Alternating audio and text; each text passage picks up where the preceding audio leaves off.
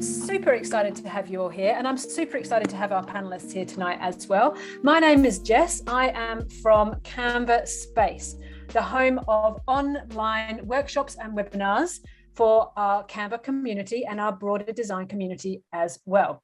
To find out more about upcoming events in Canva Space, we have a lot of webinars every single month on loads of different topics. You can head to canva.com/Canva-space, and you can check out the live webinars section, and you'll see a range of interactive content designed to empower our community to design. I am super excited today for this session in partnership with the Design Kids Sydney. So with no further ado, I'll hand over to you, Sarah, to get things started. Thank you, Jess. Hello, everyone. Before I begin, I would like to begin today by acknowledging the traditional custodians of the land in which we meet today and pay my respects to elders past and present. I extend that respect to Aboriginal and Torres Strait Islander peoples here today. And also, before I forget, I should introduce myself and the Design Kids, because there's been a couple of times where I've actually forgotten. My name is Sarah, and in my spare time, I volunteer for the Design Kids. We're a free online and offline community with the goal of supporting designers and recent graduates and navigating their creative career. And at the core of it, connect with other creatives. We're a global community of up to 70 cities. So there's a TDK in 70 cities around the world.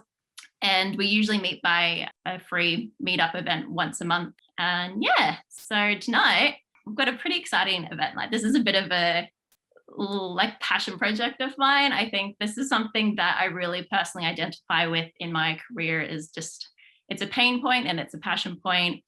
And I feel like in a creative career, but also in many industries, it's something that you can't really avoid. Like, there's going to be moments where you have to present your ideas, and whether it be the psychology holding you back, or maybe you're not confident in the pitch structurally itself, there's parts of us that just kind of hold ourselves back and really, giving ourselves a chance to really take the floor in those moments. But yeah, so our first guest, I just read her book and it's phenomenal. It's not just about presenting, it's really about getting to the core of what is holding you back in life in general and unpacking that in a really practical way. And then just got some fantastic strategies on how to move forward through them. As I said, we're dividing the night into two parts: psychological skills to begin with, and then the practical skills in the second half, which both play a huge role in a successful pitch. So I will kick off with introducing Mary. She's the founder of the Indigo Project, and over the last 13 years as a psychologist, her mission has been to help people see the extraordinary within themselves. She founded the Indigo Project, which is based in Surrey Hills in Sydney, which is defined by that same ethos of thinking creatively about mental health and offering creative ways for people to learn about their minds and be part of a community. So welcome, Mary.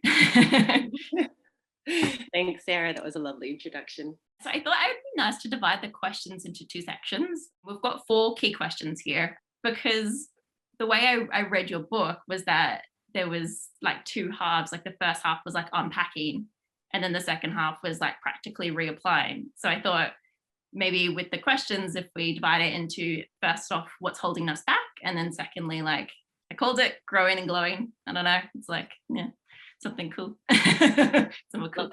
I will kick off with number 1. In your book, you mention exposure therapy and how in order to treat a fear, we often must face it, building our capacity to become less reactive.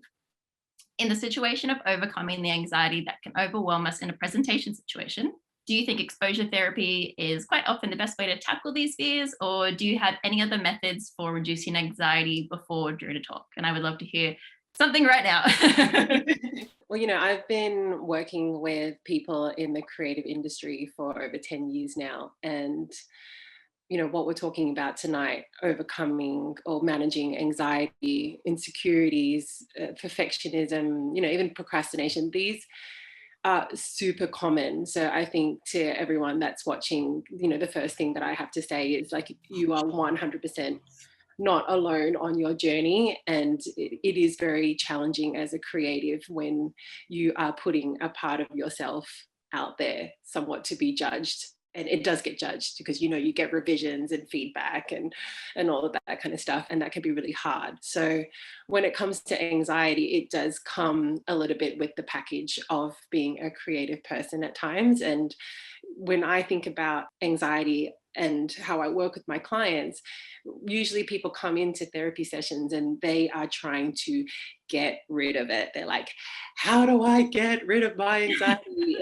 They just want to kill the beast because it does have an effect on how you feel about yourself. And it makes you sweat. It makes you kind of stumble over your words. It makes you feel insecure. There's all sorts of behavioral, emotional impacts that it has when you do experience anxiety. But anxiety is a normal reaction to have when we're under stress. It is what essentially gets us motivated to essentially run away from danger, should there be danger in our environment. And that was what was keeping us safe back in the day. Unfortunately, these days, it's not really the kind of saber-toothed tiger that we're scared of. It's the, you look in the email and then you're like, it's like full, or you're going into a meeting, or you're about to have a presentation, and it's almost like you're presenting to, a room full of tigers instead of just a room full of people who are just probably in their own heads about all the type of things that they've done that day and what they've had for lunch and what they're going to have for dinner and all sorts of things. But it's very, very confronting. So the first thing that we need to do is really normalize your experience, because if you just want to get rid of it, if you just want to disown it and hate it, this is one of the first problems that we have when we're managing anxiety. And we need to kind of remember this mantra: whatever we resist will persist. And so the flip side of that, and that's why I talk about in my book, Darkness is Golden, we actually need to come closer to a fear to actually work with it. There's no point like, oh, I want to work with my anxiety, but you're just, trashing it all the time, which is essentially trashing yourself.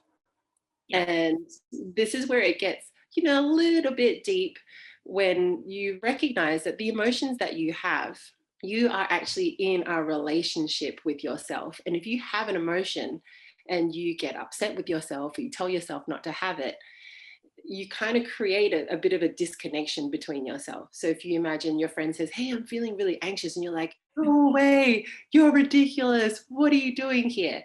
That's going to shift your relationship within yourself. So anxiety can kind of perpetuate when you try to push it away more. So how do we bring anxiety closer to us? And so, Sarah, you were sort of talking about exposure therapy. And exposure theory might seem like, oh my gosh, am I going to go into a lab? Am I a rat? Is something crazy going to happen to me? It's not that crazy, actually, but it usually is most commonly known as, used for phobias. So if you're scared of a spider, for example, we might get you to think about a spider, and how does that make you feel? Like, does it make you sweaty? Does it make your heart race? What kind of thoughts do you have when you think of the spider? And then it's slowly, we're sort of introducing you to something that you're afraid of. And so when it comes to anxiety, some people say, oh, go to Toastmasters, go and practice. If you're a super anxious, nervous person, it can almost throw you over the edge to have to kind of stand in front of people. So I kind of like this graded approach, where in the comfort of your own home, you close your eyes and you imagine giving the presentation, and you slow it down. This is a completely safe way of exposing yourself to anxiety. So you imagine everyone's sitting there, and you kind of think, well, what is something bad that might happen? And then you start noticing what thoughts you might be having. You might get sweaty. You might start feeling butterflies in your stomach. There's all these reactions that you may have, behavioral, emotional, thinking patterns, and it's up to you to start to notice what they are. And as you start to notice them, what exposure therapy starts to do, if you do it repeatedly, say, doing it every night before your presentation, what you can actually do is desensitize yourself to what might actually happen in the room. So you're starting to get used to it. You're starting to practice it without actually having to be there or be in front of 10 of your friends and saying, hey, would you guys mind me presenting this to you? After 50 presentations, I might get a bit bored of that. So you and your own mind, in the safety of your own mind, you can do exposure therapy with yourself, and you start to just think of little things that might go wrong in it. And so you're starting to kind of just really get used to those kind of uncomfortable feelings. And the point is to learn how to be with them, because we can't make them go away. Like even now, my back of my neck is hot, like my legs are shaking a little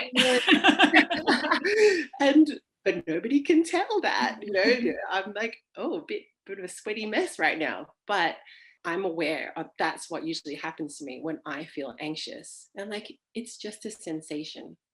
And those thoughts come every single time I do a talk. You're like, people are looking at you funny, and people are just taking in information. If you look around the room and people are like, I guess they may be bored, but most of the time they're thinking about what you're saying. So sometimes we need to try to really assess whether the thoughts that we're having about our anxiety are actually real or true. Actually, any evidence to support it? Are there any alternatives to what I might be thinking? And is this helpful? Like, is it helpful for me to be like just consumed with my thoughts? How about I just get with my body and how it is, and my heart rate, or my legs or my feet on the ground, and actually ground myself where I'm at? And now I've been to done some really big talks in front of like thousands of people. And I'm just like, feel my feet on the ground, feel my feet on the ground, feel my feet on the ground.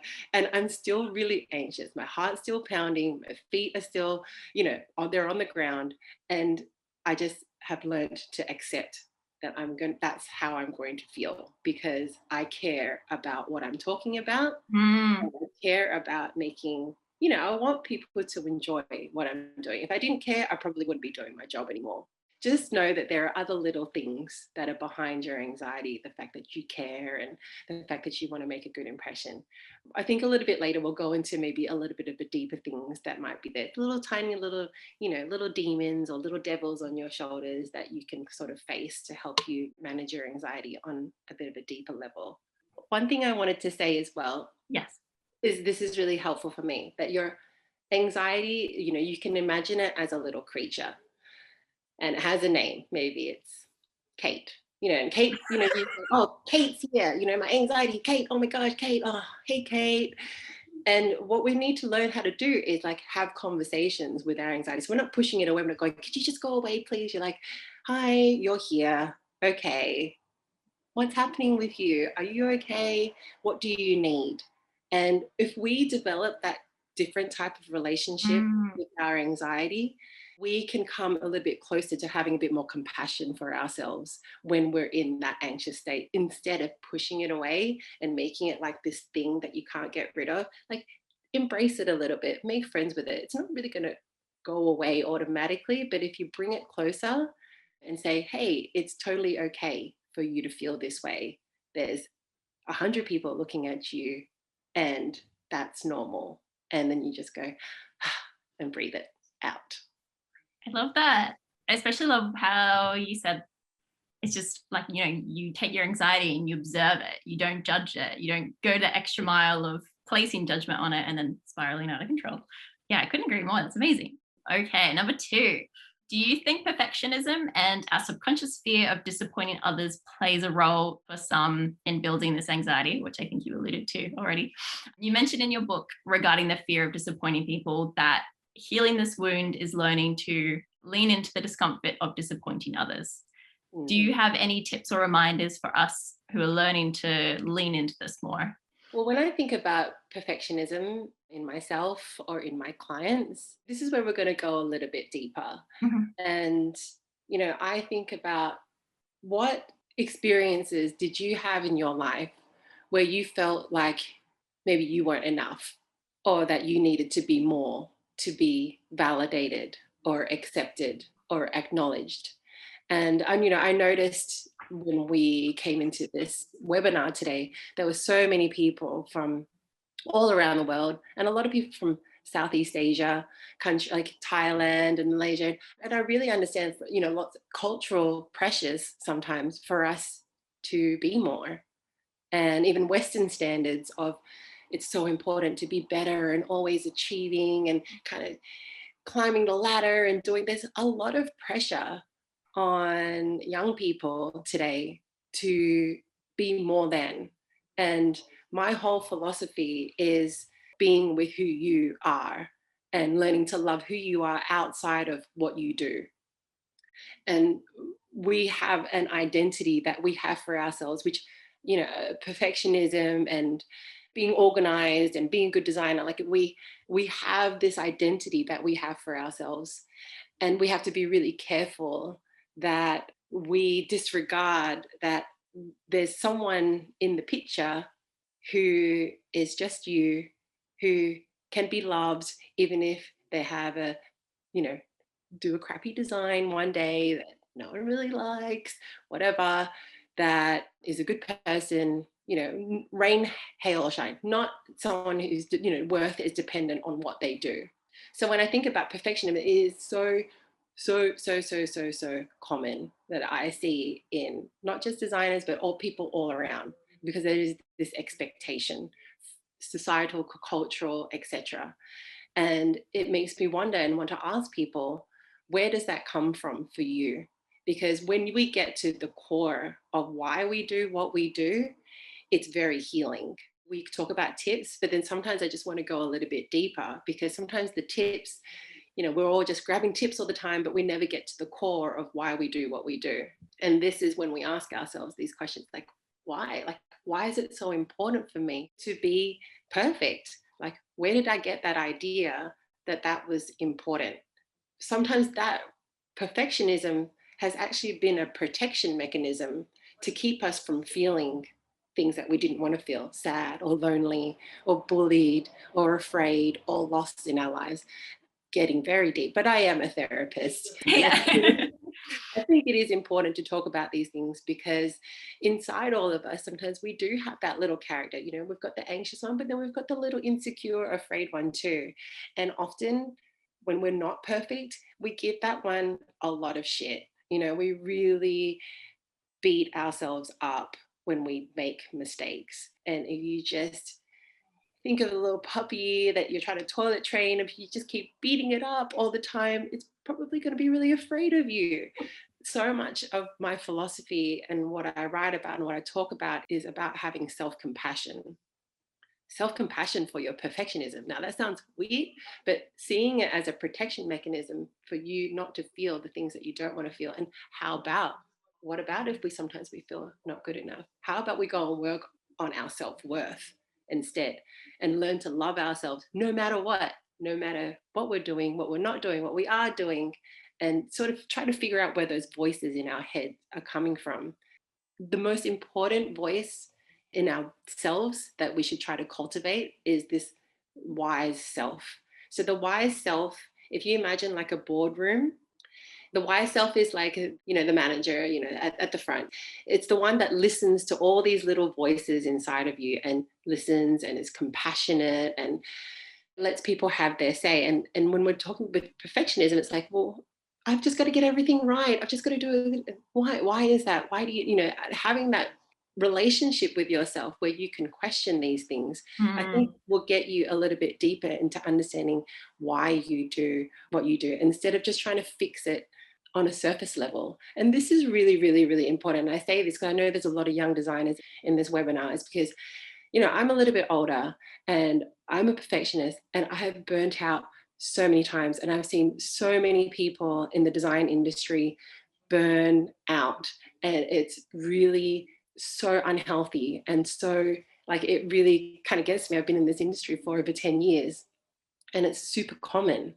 And what happens when you burn out is like, you just lose touch with reality. You don't want to get up, you kind of want to stay in bed, or you're hyper anxious all the time, or you're hyper vigilant, you're not connected to yourself and life anymore. And that's a really tough place to be. And I've been there plenty of times. And I think it's that perfectionistic or inner critic or unrelenting high standards. If you have that side of you that speaks to you, it's really important that you look at some of the underlying little, voices that are there and seek to have a relationship with them that's a little bit different than, could you please go away? I couldn't agree more as well. Like, I feel like 10 years into the industry, and no matter how many tips I get, it doesn't change that core like root issue of perfectionism, and like no amount of tips like slathered on top is kind of gonna address that. Well, it's kind of like trying to deal with the weeds in the garden, but you're sort of like just snipping them off at the top, Yeah. and then they just keep growing again. When I ask people to work through darkness is golden, I'm like, let's go to the core beliefs that you have. Let's go to Yeah, it does. it's hard work. Let's go to those situations that cause those beliefs. Let's look at the emotions that come from them, the thoughts that you have from them, and let's go and really heal them. And then let's really shift that and from the core level rather than from just a cognitive level. Yeah, being very upfront with yourself and just appreciating it as it is, not kind of what you're idealizing it to be. And I think you also asked me about whether it's important for us to learn how to kind of lean into disappointing people. And I think 100% yes. We cannot please everyone, but yet we try to do that. And it ends up, we're just empty. We're filling everyone else's cup before ours. We're saying yes, oh yes to that change and yes to that change. 50 billion changes later, and you're just like, and budgets run out and you're working for free. Basically, you sometimes have so many designers tell me by the time I work out my hourly rate at the end of a job, it's so little. Yeah, because I've said yes to these changes and I haven't been able to put my foot down and say no more changes, or this is how it is. And so we'll get into assertiveness, but it is really important for us to acknowledge that giver in us and what it feels like to disappoint people or potentially disappoint people, and feel that, because instead of avoiding it, maybe we just need to step into it, and then we feel it, and then people get it, and then if people want to be in a respectful relationship with us and appreciate how we work, then those relationships can flourish. But if you're going to be working with people who don't respect that, like, gosh, as a young psychologist, I said yes to everything. And the faster that you learn to really choose your clients well, you will respect yourself so much better. You will have clients, you will start to attract clients that respect you, because you are just like, this is how I work. My work is good. This is how I do it. These are the boundaries that I have, and this is how we work. And actually, when we think about kids and we give them boundaries, it's actually really helpful for them so that they know how to operate, and it gives them a sense of what they can and can't do. And for you as the boundary setter, essentially it means you have a level of self-worth, you know what you need, and you know how to communicate it. Whether people will accept what you say in your boundaries, that's a different story, and that often separates friends and good clients from not so good friends and not so good clients, and that's how the cookie crumbles.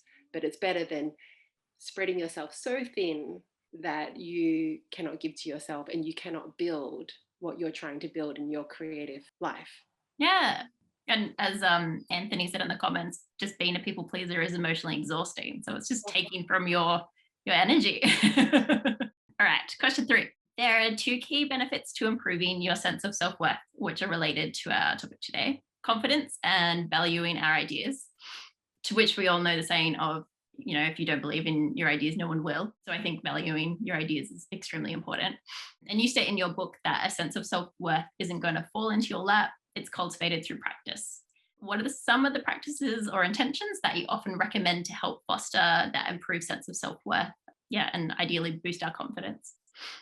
One of the most important questions that I ask people who I work with, and everyone that steps into my room is working on self-worth, whether they're coming in because of relationship stuff or work stuff, or it doesn't matter. It's the same thing, the core issues that we're working on. And I always ask people, how much time do you spend every day just for you? doing things you love, nourishing yourself, meeting your needs. Basically, how much time do you actually spend meeting your own needs? Some people are like, I don't even know what my needs are. And so like, okay, Yeah. we got a bit of work to do here. It is a good gauge. Some people say like half an hour. Some people say none. From the more time that they wake up in the morning to the time that they go to sleep. Sometimes you wake up and you're kind of on your emails looking at stuff already. So from 7:30, whatever it is, and then on the way home from work, you're kind of still on your phone. You're still thinking about your job, and you may be working for 12 hours a day or more. And so we have to kind of recognize the cost of that, and we have to make ourselves a priority. And when people talk about self-care, they think, oh, I've got to like have a bubble bath, or I don't know, like do my hair or something. But actually, it can be something like that. But it is essentially more connected to your needs. And we need to ask ourselves, what do I need? And our needs are these kind of basic psychological, emotional needs. So I need needs for connection, huge, huge, huge, huge, huge. So many people don't acknowledge needs for connection, needs to feel safe, needs to be creative for myself without the monetary kind of thing on the side. I know a lot of creators do not get enough time to kind of get into their own projects because they're giving so much to other people, and you need to feed yourself. Like, imagine yourself like a plant, and if you don't water the plant, it's going to die. And that is what self-care is about. That is what self-worth is about, is like truly, truly, truly understanding what you need. And if that's difficult for you, talk to a therapist, talk to a friend about this. Like, get someone to help you identify what your needs are. There's a section in in the book that you just read. What are your needs? There's a whole list, like hundreds and hundreds and hundreds of needs. But how many of them are you actually fulfilling?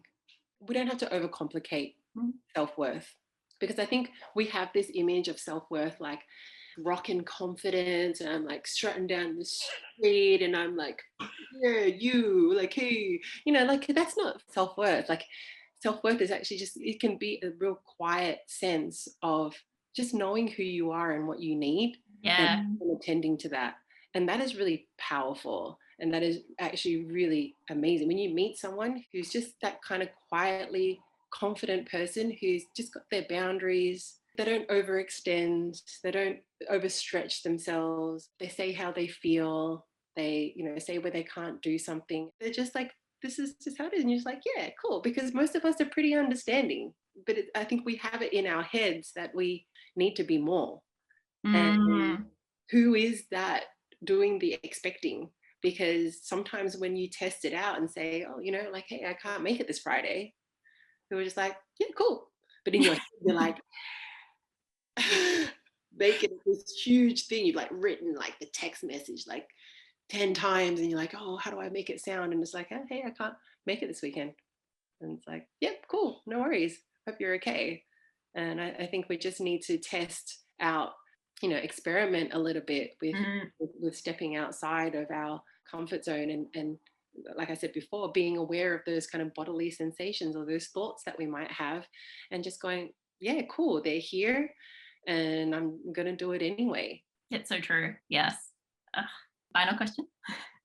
Do you have any examples of assertive communication and any tips on how we can learn it?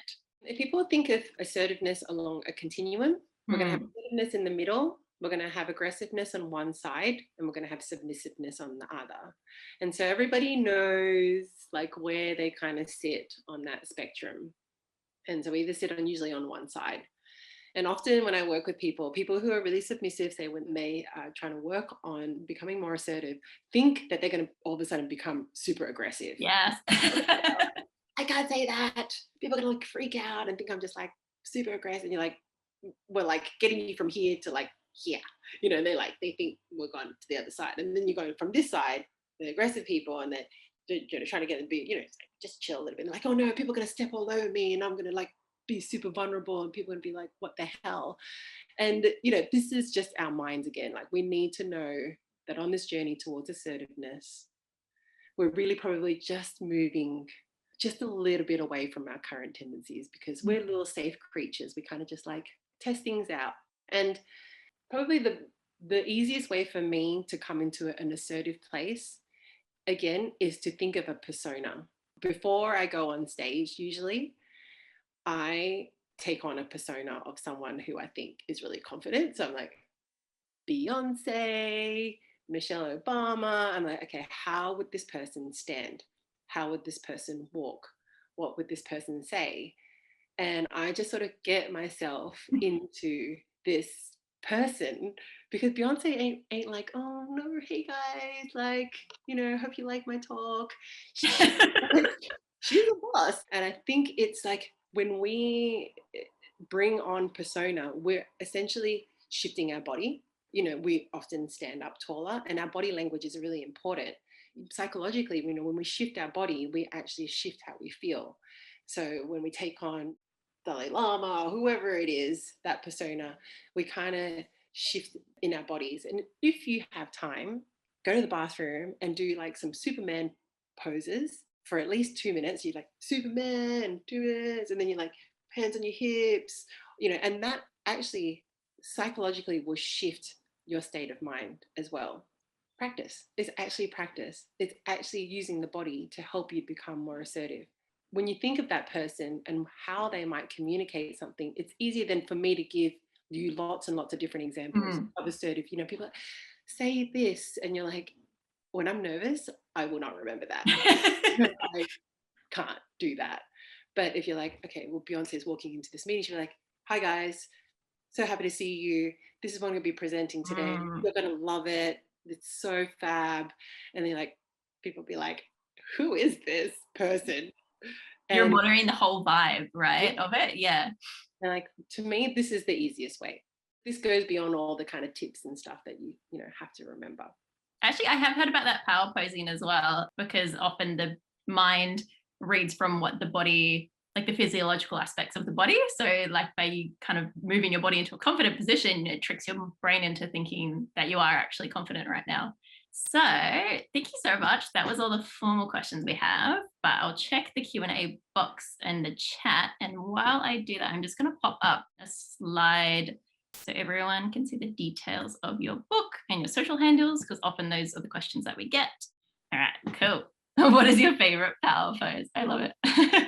My actual favorite power pose is this one where you sit on a chair and you put your feet up on the desk. What? It's like you're at an office, but you just like a dining room table or something before you go on a date, and like you put your feet up, and then you're just like sitting there like a boss, being all like, this is my favorite. It's not super practical, and there's not always like tables and chairs around before your presentation, but if you can sneak that one in, it's amazing. So Lily asks, how do you deal with someone who doesn't accept your boundaries? I love that. Well, I guess you're going to have to ask yourself whether you want them in your lives or not. So if you keep putting a boundary and this person keeps disrespecting it, what is your definition of a good friend or a good client, or someone that you want to have in your life? And then you're going to have to see if you are willing to overstep your own boundaries to have this person in your life. Because when you set a boundary, sometimes you need to say, hey, can we have a chat? And when this happened, I felt this, and this is what I actually need. And some people are just like, well, blah blah blah, and they just like kind of get aggressive or they get defensive. And I'm not saying if you have one conversation it just doesn't work out, you're just like, bye, and just like cut them off. If it's like your boyfriend or your girlfriend, you're just like, later. But if it's a repeated behavior and you've tried to be as non-emotional and non-judgmental, and you just know that this is what your boundary is and this is what you will and what you won't accept, this is your life. You guys are all designers creating the life that you want. And sometimes we have to make those tough choices, because not everyone can kind of fit in it if they're not going to love and respect you. I love that. Yes. All right. Any tips for imposter syndrome? I would say imposter syndrome is probably even more common than perfectionism, because everyone feels like they're not doing it right. Everyone feels like, what am I doing here? And that is, again, just think of them again, these personas. You've got, the inner critic, you've got the saboteur, you've got the little child in you that's afraid, you've got that little anxious self, just again, imposter syndrome. This is the imposter in you. what does this imposter look like? Get to know it. What does it say? When does it show up? What behaviors does it have? What kind of thoughts, what kind of feelings? Like, get to know it really well, because this is the development of self-awareness. And the more self-aware you are, the more that you can understand where it comes from, and you can have more compassion for it. Because sometimes you go back and you realize that imposter was created, at a certain time in your life, that wanted you to feel a little bit small, because when you maybe stood up and like were confident, maybe someone dragged you down, and then you develop that imposter syndrome because you're like, oh gosh, like no, I'm not really meant to be here. But it kind of maybe has kept you small so that you wouldn't get hurt again. And that's often the case for, we just don't want to go back into similar situations that we may have had in the past. This is maybe a little bit gooey and feel good, but we're kind of all on a journey towards self-love. And that may sound really like, like woo-woo, but actually we've got so many different parts of us that we're grappling with. And it is important that we bring them closer to us like a family. And all those parts, when we integrate them and we say, this is who I am, and I'm not getting rid of any of you, and we're all this happy family, and you show up here and you show up there, and when you do, it's like it happens and I accept it, you'll find that these tendencies tend to sort of just mellow out a little bit more over time. It takes time, it takes awareness, because your automatic reaction is to hate it and to not want it. And it's building back that relationship again. So that's the formation of self-love and self-compassion and self-worth. Yeah, it makes total sense. How can I deal with the feeling of what people will say about my presentation? Like in certain times, I will become afraid of criticism and lose my confidence in my presentation. I do that too, halfway through. Is there a way to not care about it at all? I think dealing with criticism is really important, because we need to move away from that it is criticism and shift it into the fact that it's feedback. And not everyone's feedback is valid, and and all of that, but we grow often in our fields through the difficulty of getting difficult feedback. The important thing as you grow in your craft is to be able to discern who you want to listen to and who you don't want to listen to. And I think that takes a little while, because in the beginning you take it all on and just know that that's just a part of you. It's like, I just take on all the criticism. Then you're like, hold on a second, you need to go away afterwards and really kind of think things through. And then you'll get a visceral reaction. Some criticism you'll be just like, hell no, no way. And some of it you're like, you know what, actually, yeah. But in the moment, it's going to be a little bit overwhelming, because it's going to trigger that part of us which wants to be liked, wants to be part of the clan, and feels excluded. So this is like social death to us. It's going to be painful, but we need to maybe sometimes with feedback, you're like, okay, I'm just going to take this all in, and I'm just going to get back to you in an hour or an hour or two, or just don't feel rushed to be like, oh yes, I'll change it, I'll just change everything. Or just, if you're still struggling, just slow it down, come back later, and be in a little bit of a clearer head to kind of ascertain what is stuff you want to take on and what you don't. Yeah, I think it comes back to what you said in I think it's the first answer as well, that you are not your work, and don't identify yourself with what your job is. And it's a matter of like kind of disassociating that they might be criticizing your presentation, but it's not a reflection of a criticism of you. It's just something that you've produced. And yeah, not taking that personally. Did you want to give us, just before we sign off with you, a summary of your book, or a TLDR, or like your elevator pitch, or just a little bit of a juicy sell? I think Darkness is Golden is about creating real change in your life, that it goes deep. It looks at things that you don't necessarily want to face about yourself, but get in the way of you moving forward. It's about setting boundaries in relationships. It's about your relationship with yourself. It's about the past and how it's affected how you are in the present. And essentially it is about creating the life that you want. There's so many creators in this webinar. It's like the best thing that you can do is to apply your creativity to your life. That is where the magic is. So true. You've got, the Indigo Project has an online course. Did you want to explain what that course is? It's pretty much like Darkness is Golden, but if you prefer a kind of video format and to kind of go self-paced and work yourself through it, and you just prefer me talking you through it, then pretty much the same thing. Dealing with emotions, dealing with relationships, dealing with the bits of us that we find challenging. Amazing. Well, thank you so much, Mary. It's been so amazing having you and your wisdom. And yeah, I'm so grateful for you to share. Perfect. Thanks for having me. Nivaaz, welcome. So we've got psychological, emotional blockages, kind of, we're getting a handle on that. There's a very important structural part. And if you're anything like me, then you'll overthink this part of getting a presentation done. It's just, yeah, you will spend way too much time on it. It will just involve a whole lot of overthinking. But Nivaaz, you've got so much experience in this. You started off as an electrical engineer and then turned self-taught software engineer. It's kind of phenomenal in itself. You worked for a range of industries and startups and helping them with their marketing, pitch decks, and design. Yeah, I feel like if there's anything close to an expert in the field about pitch building and just like little tips and tricks, then you are our girl. We're keen for your presentation. Thank you for that wonderful introduction and for sharing your love of Canva, because I love Canva too. Welcome to How to Make an Amazing Pitch Deck. I'm Nivaaz. I love dogs and I have 2 little dogs running around in the background. So if they start barking during this presentation, I apologize in advance. I did a really great summary of my career journey so far, but basically it was a lot of startups, a lot of pitch decks, a lot of presentations, using a lot of different tools, mostly on Canva. Here is just a couple of those.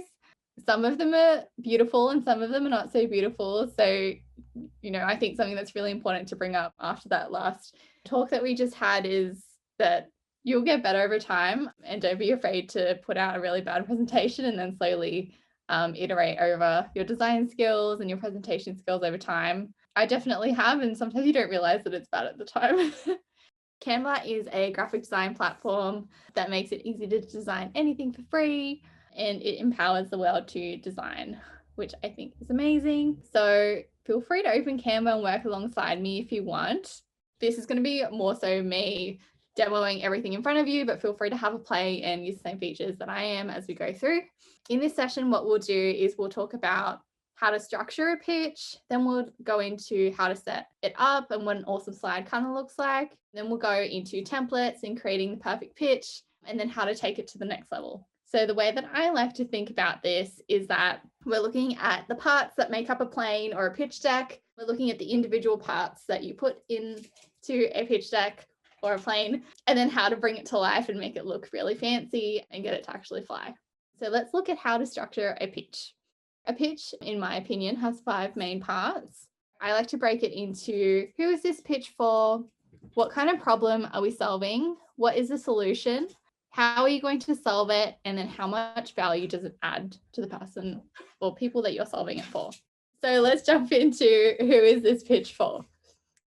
When you're thinking about who is this pitch for, put yourself into the shoes of your user or your audience. You really want to try and build empathy here.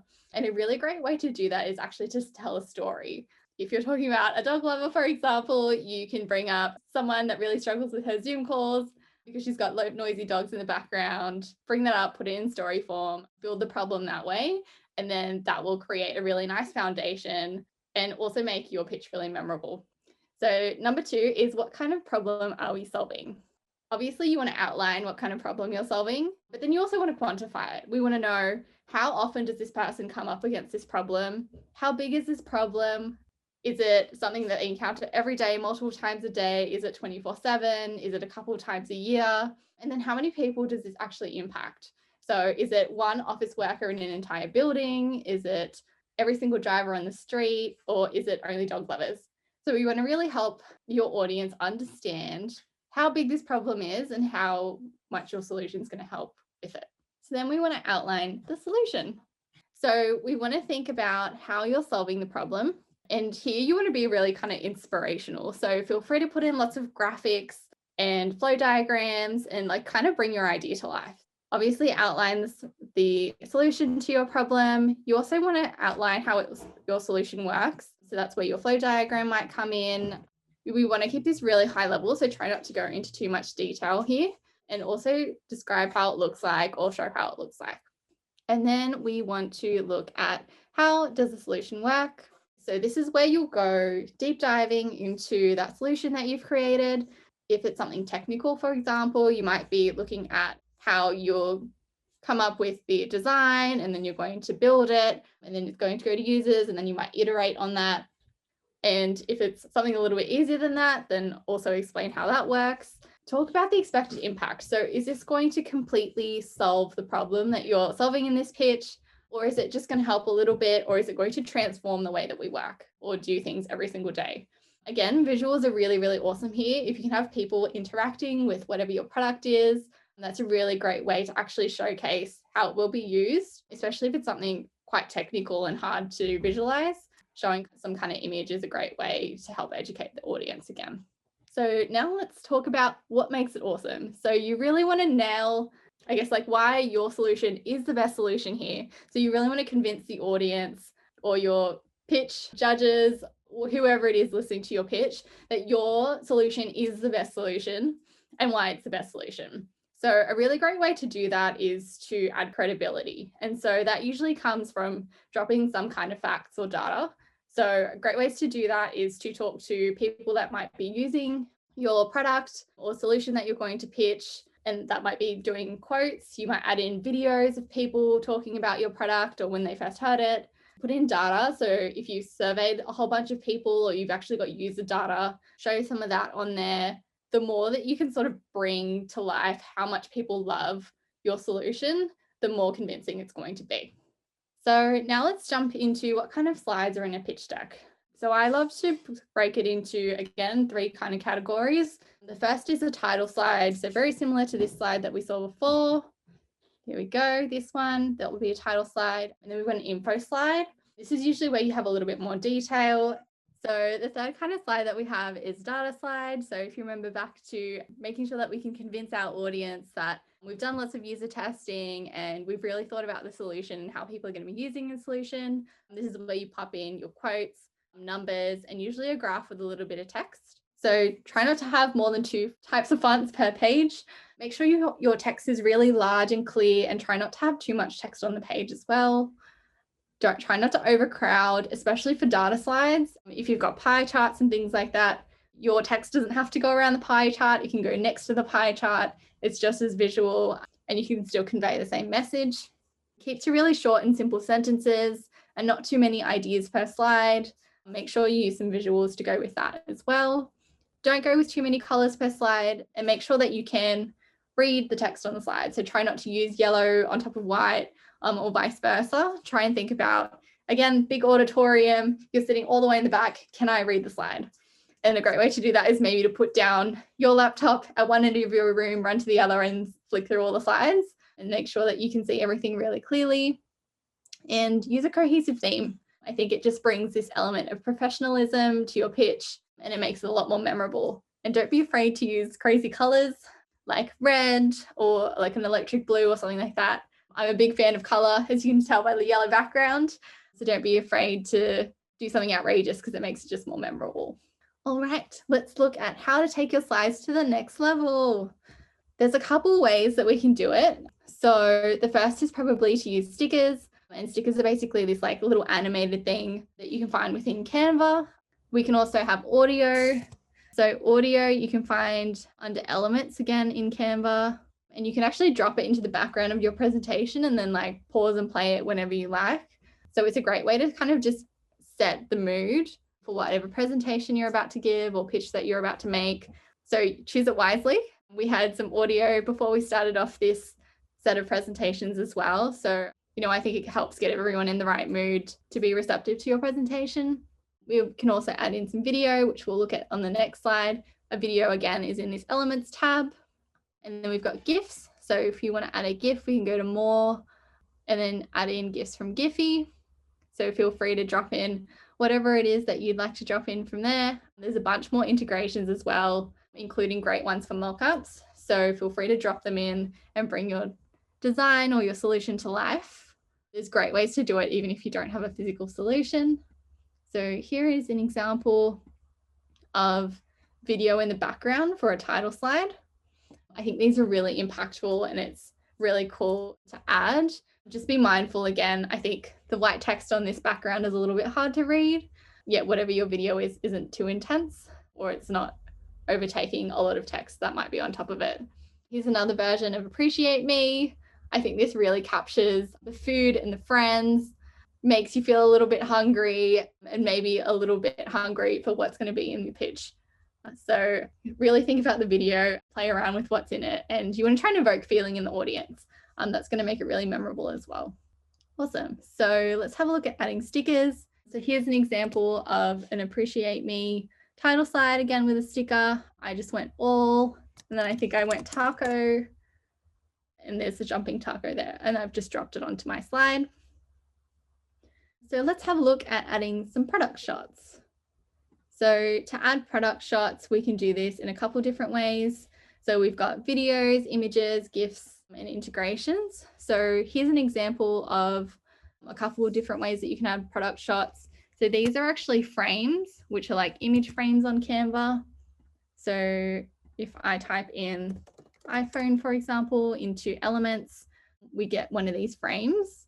And what I've done is I've created basically a picture and I've dropped it straight into that image. So, or the frame, so you can see me doing that here.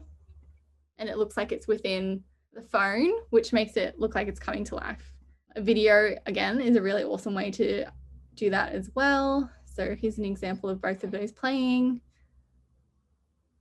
I think they're super impactful. And the one on the right could be awesome for a skincare company, or if you're making some type of lotion, it's a great way to sort of get your audience really engaged. And here's an example of a website that I created entirely on Canva, but it looks super real. So what I did was I placed a bunch of text on the page, a couple of stickers. This is just a rectangle with some blue text on top of it, and it looks like a real website, which I think is pretty cool.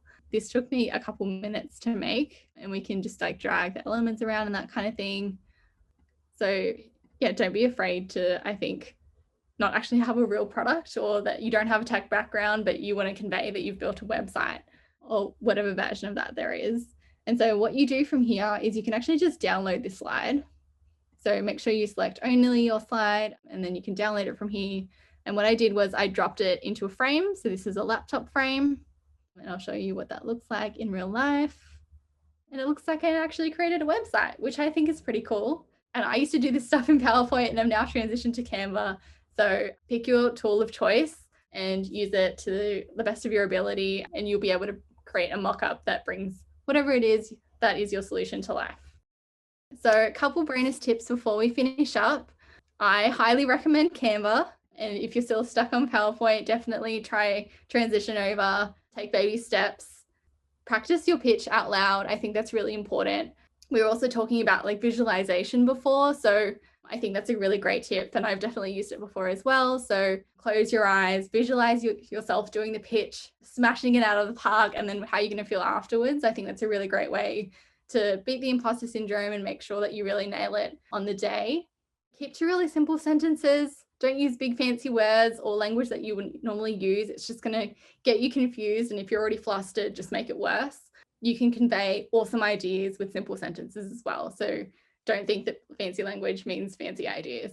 Make sure you check for spelling and grammar mistakes. I love dropping all my text into Grammarly or putting it in a Word doc first, making sure I spell check it, and then copying it over. Another thing you can do is send it to a friend. I think Jess picked up heaps of mistakes when I was creating this presentation.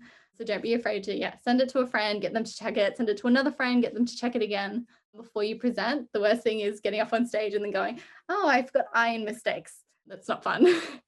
And don't forget to add visuals. It makes it really fun. You could do something as simple as this page with like the blobs in the background. I think that just adds something a little bit funky and fun and makes your pitch a lot more memorable as well.